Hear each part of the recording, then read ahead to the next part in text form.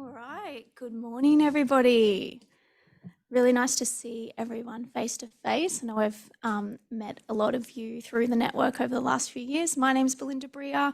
I am the Student Partnerships Officer at the University of the Sunshine Coast, and I'm co-presenting with my student and staff partners today, Bella and Ciara. Do you want to introduce yourself? I'm Ciara. I'm Student Partnerships Assistant. I am a new graduate in prosthetics and orthotics. And I'm Bella, so I'm a graduate in nutrition and currently studying biomedical science, and I'm a student partnerships assistant, student ambassador, and student centre admin. And probably lots more of that.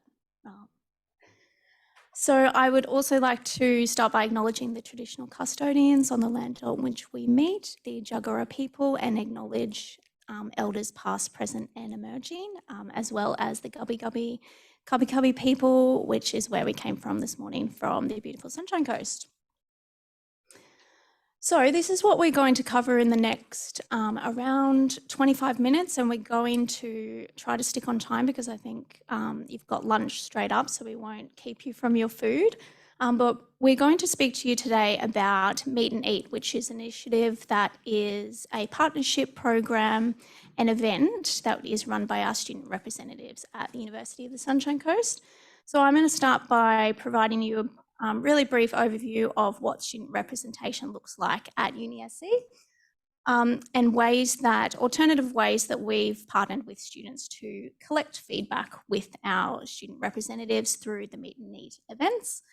And then we're going to speak about the objectives of the program, our measures of success, talk a bit about the event logistics, how we addressed challenges and overcame challenges along the way, and a bit about what's next. And we may have some time, hopefully, for some questions at the end as well. So the student governance framework at the University of the Sunshine Coast was established in 2017. So it was designed in partnership with students for students to ensure there was a diverse range of student voice represented at the university. So there are 17 student-led committees within the framework, and we've got a tiered approach that I'll speak through, and we've got currently around 330 student representatives who sit across all of these groups. So depending on the size of your screen, if you're online, you'll be able to see on the first tier, we have our school student groups. So these are groups representing their disciplines, or you might call them faculties at your institutions. So they work closely together with their schools regarding teaching and learning specific to their discipline. On the tier 1, there is co-chairs for each of these groups. So those co-chairs feed up and make our student representative council. And on the tier 2, we also have groups for each of our campuses, which is the student liaison group. So they partner with our campus leads. We have, how many campuses do we have? Five campuses.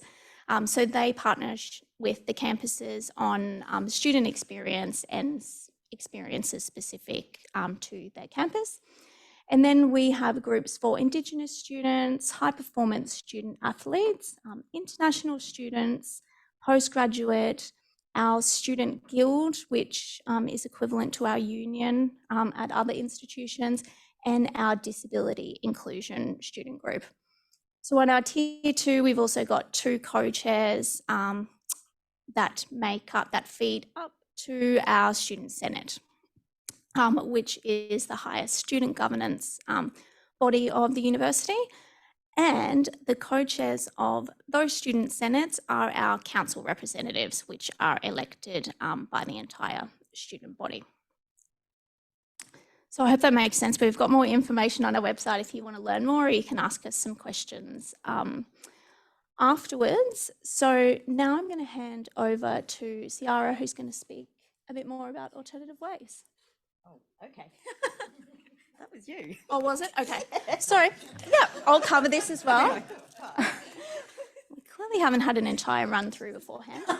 But so how the Meet and Eat concept came up was traditionally in our student training and inductions that all of our student representatives come to when they first sign up, we speak to them about the value of connecting with your peers, getting feedback, and coming with a diverse perspective when you're coming to meetings or if you're speaking to others about your student experience.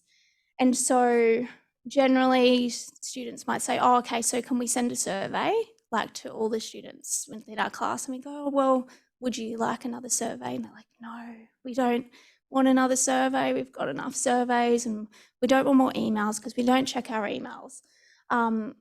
So as we know, students have an over-reliance on their emails and the surveys. So we wanted to think about alternative ways to get in touch with students, speak to students through more genuine conversation so we can hear those more quiet voices who might not engage with the traditional methods of gathering feedback before. So we worked in partnership with students to get a bit creative about ways that we can seek feedback. And that resulted in the Meet and Eat events. And now it's over to Ciara. Maybe. All right, so we challenged our student reps to come to us with something creative.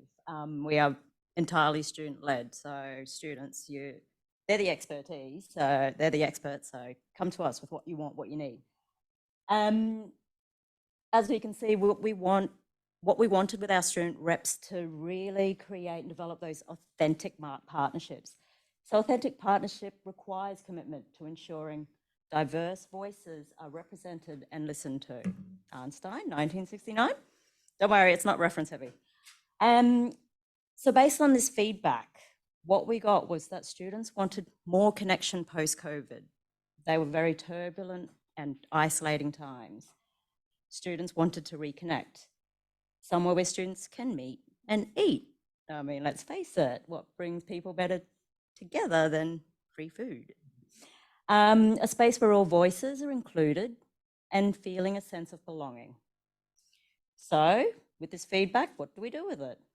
As we can see that Meet and Eat was established in 2021. Meet and Eat are accessible activation spaces that provide an alternative way to collect feedback. The events offered free food and interactive activities that support student wellbeing and sense of belonging, provides inclusive opportunity that promotes advocacy and amplifies quiet voices to have a meaningful impact. And there were also those considerations for how to get that feedback. So we provided multiple forms for providing those feedback.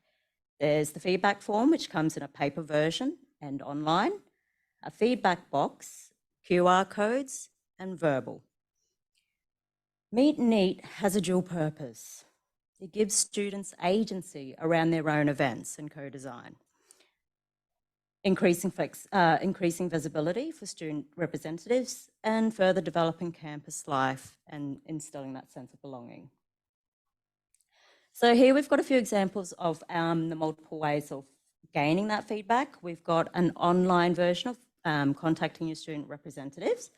There's our feedback box that we take out to our events and students can fill out the form if they want and just pop that in the box. There's also the QR code that's on that box as well if they want to not be standing there being watched filling out a form. And then this is our actual feedback form, the paper version there as well with the QR code again. So we are a student services and amenities funded program, so we needed to ensure that we could measure our success and impactful reporting and applying for continued funds. Each student group was allocated a maximum budget to utilise towards an activity and food, which catered for between 80 and 100 students. Events were consistent times, location, and central and visible on campus. These were integral in the planning as it lined up with our objectives. So this is really hard to see, but objectives, so raising awareness of the student representatives and the student governance framework. The way we measured this was through monitoring increased website visits and an uptake of SAP registrations. Provide an opportunity for student reps to gather feedback from their peers in an informal and supportive setting. This is measured through completed feedback forms online and at the event, verbal feedback and email inquiries direct to Senate admin. Strengthen the representative group networks, so inquiries to the co-chairs direct, inquiries and increase of registrations to be representatives. Provide opportunity for existing representatives to be autonomous in leading and hosting an event on campus, therefore enhancing their employability. Positive student feedback via feedback forms and in discussions, and accumulation of leadership award points resulting in more leadership award recipients. Create an opportunity for all students to connect on campus, promote inclusivity, meet new people, and develop on-campus culture. This is measured through our student feedback and comments in person at the event. And finally, promote consistency and alternative opportunities for providing feedback. So through consistency alone, having it at the same place, at the same time, same, we started to develop consistent followers. And this could be monitored through our registrations on the QR codes. And even just by observing the students coming, you start to develop this relationship with the ones that you see often. And of course, in-person student feedback at the event. And now we'll just sort of go into the event logistics quickly. So the planning process. Each student representative group were allocated a week to host at the meet and eat. So as you can see there on the right is like a bit of a schedule that was written up with which mapped out all the weeks, and then we would allocate each group a week. A proposal was completed which outlined what food, activity and resources were required for their meet and eat. The Senate team would then create promotional material and acquire the resources requested to bring the event to life. Opportunities were further opened up to all student volunteers to be involved with the setup, pack down and running of the event on the day, and student representatives would be present at the event to meet students and exchange in feedback. Thank you. Alrighty, so what about the challenges of running these events? Because there's been a few along the way. Most notably, we started this in 2021, so it was a lot of COVID lockdowns. So initially in that first year, there was 3 straight off the bat that weren't able to be held because of lockdowns. And it became a bit of a week to week, fingers crossed, wasn't going to go into another lockdown and hope we could hold another one. Then, of course, there's funding limitations as well. So initially, while we were holding these every week, this year they have been reduced and we are now holding them 4 times a semester, running weeks 1, 4, 8 and 10. So doing it this way, we've also combined our representative groups together. So instead of having a set week for each group, we now have all representatives can come in any of the weeks so that they've got more opportunity to be visible throughout the semester. There's also the problem with delays in communication. So to run these events, it does become quite resource heavy in terms of when representative groups would come with their ideas. We need the time to then contact vendors, organise all of the supplies and put these events together, get all the marketing in place so that we can run them in a timely manner. We've also got the problem of it being resource heavy. So initially we spent quite a fair bit of time trying to find which vendors worked well, what activities would be really engaging. And since then, we've been able to kind of create a bit of a master list of vendors we can contact on short notice to get a large amount of product. And we're starting to see patterns of what activities students are really enjoying and which ones they really don't want to get involved in. Not many like to jump in a bit of a sporting activity on their lunch break between campus, as an example. So then a location was also a bit of a problem. The first one, we thought we had a great location, but it ended up being a little bit closed off and that students were a little bit hesitant to come into that place. So we've since moved to a more accessible space that has a lot of traffic and is central on campus. And we've had a lot of great engagement since moving there. So what do our actual events look like? So we've got a few photos and videos here. So we have different foods and different activities each time. So this one was a bit of a popcorn day, and there's a bit of a snapshot of some of our advertising that goes out. And then we've got some with different representative groups. So we've had our science, technology and engineering group, and they'd have sometimes it'd be the little robotics from the engineering club would be there. So people could come and see from their faculty and talk and get hands-on. And then we've got all these little activities each time. So for example, we've got Lamingtons and lawn games. We do charades and two truths and a lie, paper aeroplanes and sushi. It's quite interesting to see all the different ideas, and it's a lot of fun for all our students. So you can see there, we've got themed ones we start to do for events, and as it's growing, it's also now starting to include some of the bigger special event days as well. So Wear It Purple Day, Are You OK Day, and by having incorporating our meeting events into these bigger special events, we're able to collaborate with other departments at the university to bring more resources on board and more visibility to our student representatives. So where to from here is we're constantly at a place where we're looking where we can grow from here and where we can implement more measures to kind of make sure that the quieter voices can have an impact. So these events have been something that I've quite enjoyed being a part of. So in 2021, I was just a general student representative. So I've jumped on in helping out volunteer on the stands. Then I've moved through as a previous co-chair of a student representative group. So I've helped my group come up with ideas for activities. And now I'm in the student partnerships team where I'm able to help other representative groups actually plan and implement. So it's been a bit of a full circle moment for me, but it's quite interesting seeing it from all the perspectives. And that would be us. So if there's any questions at all.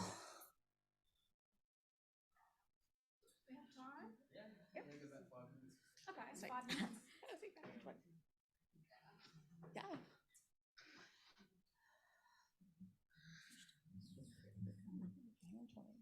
Hi, I'm Ciara from Griffith. This looks amazing. I was just wondering how you, what the approach to after the events, you've gone about collecting the insights and then kind of what you've done with them to make sure they're passed on to the relevant committee. Like, what's that look like for you? Everyone jump in at the same time. Everyone's got a different bit of input. It wasn't strictly structured at the beginning. It was a little bit, I guess, a little bit messy at the start, because it's really hard to get feedback from students at the start when it was such a new thing and all they wanted was the free food. Let's face it, they just wanted the free food. But then once they started to become aware of the aims and objectives behind it, then we were able to get more of that feedback, a lot of it more verbally, as opposed to online. However, getting that verbal feedback, we could go back and report that manually, unfortunately. We also then provided opportunities online when they would check in. It would come up and say, oh, you know, would you mind just popping in a few notes on this? Oh, hey, do we keep going? Oh, yeah. So our student representatives that were there could then, who it was relevant for, if it was something online, we could send it to the relevant group through their email. Or if they were there, they can then take that to their next meeting and take it up through the student governance framework to the appropriate groups. And I'll just add one more thing.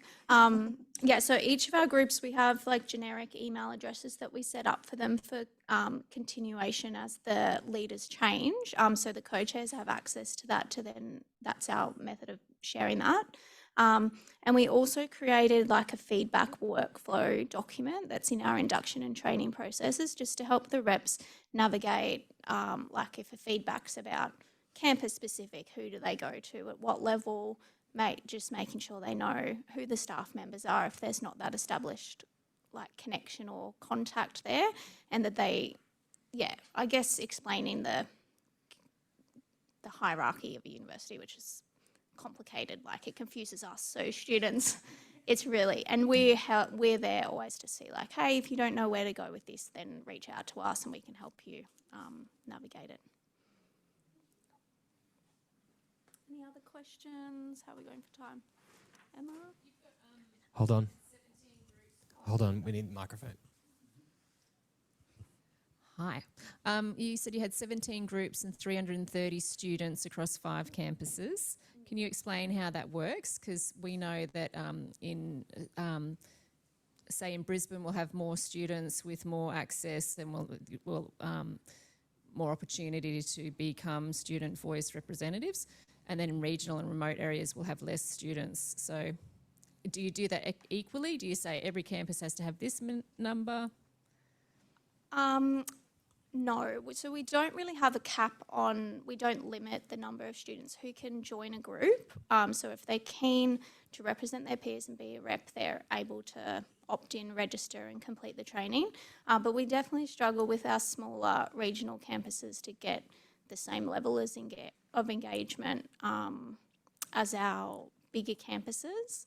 So we find, the smaller campuses, there's normally only a handful of students from those ones, and we just make sure that they're connected more closely with the staff that are on the ground, because we just find, we're based at the bigger campuses, so I probably can't speak to it, but the staff members' experiences, it's just a more community-based campus, so it's more like they have those genuine relationships already established, so just making sure the reps feel supported by their staffs on the campuses.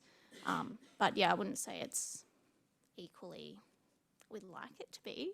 But our smaller campuses also are largely nursing cohorts, so they have heaps of placement, and so that's a barrier for their participation, sometimes like in the co-curricular like rep space.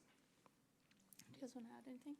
Yeah, I think while each group isn't a set number and have the same amount of reps, say our student rep council has 2 from each school, our student senate has 2 from each actual group. So there is that kind of equal representation from each group at those levels. It's just there might be more on those smaller levels that are collecting that feedback.